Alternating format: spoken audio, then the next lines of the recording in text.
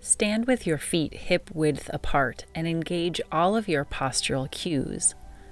I describe these in detail in my free Haber Method videos, available at the link on your screen. Once you're in good posture, bend at your hip joint and reach your seat back as if you are reaching for a chair behind you and someone keeps moving it away from you. If it helps you to balance, you can raise your arms out in front of you like I'm doing here. Points that you must be aware of as you squat are as follows. Keep your transversus abdominis, or deep abdominal muscles, drawn in tightly to protect your back. Retain your neutral lumbar curve. Rather than rounding or roaching your lower back, it's important to keep your lumbar curve in this neutral position throughout the squat.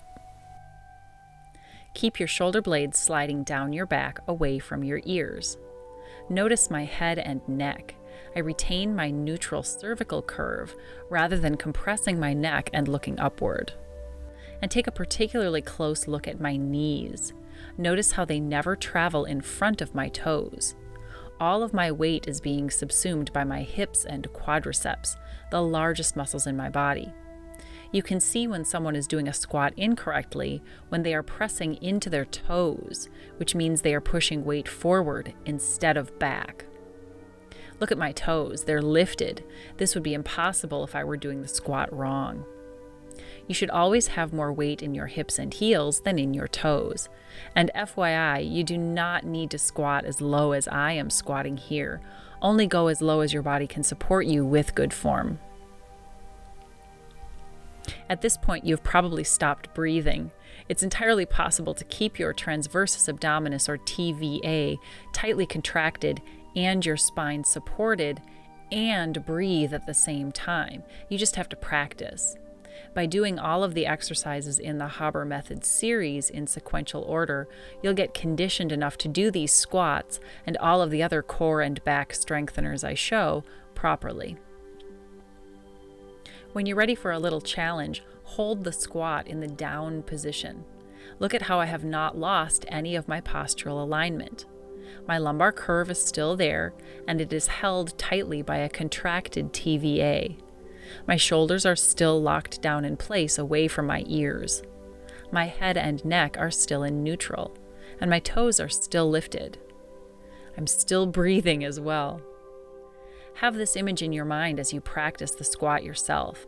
A mirror is helpful for checking your form.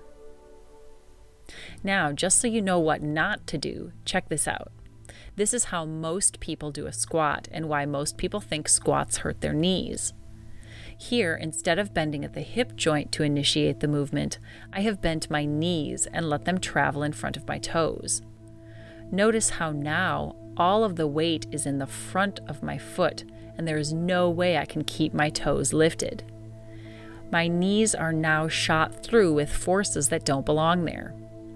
If this is what happens when you try to squat, literally put a chair a few inches behind you, hold on to something stable or someone strong in front of you, and practice bending at your hip joint and reaching for the chair with your butt, putting your weight in your heels.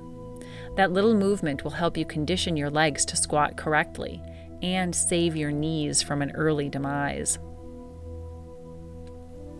This is another mistake I often see people make, bringing their torso forward instead of squatting deeper into the hip joint. If your head goes lower, your brain thinks that your butt has gone lower too. But all this does is throw your body weight forward and put weight again in your toes. Rather than doing that, maintain your neutral posture like so, and keep your head and chest up, just like you do in all standing postures, which are explained in detail in the Haber Method free videos here.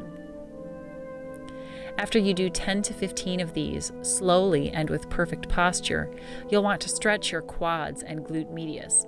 You guessed it, you can find out how to do that in the Haber Method series.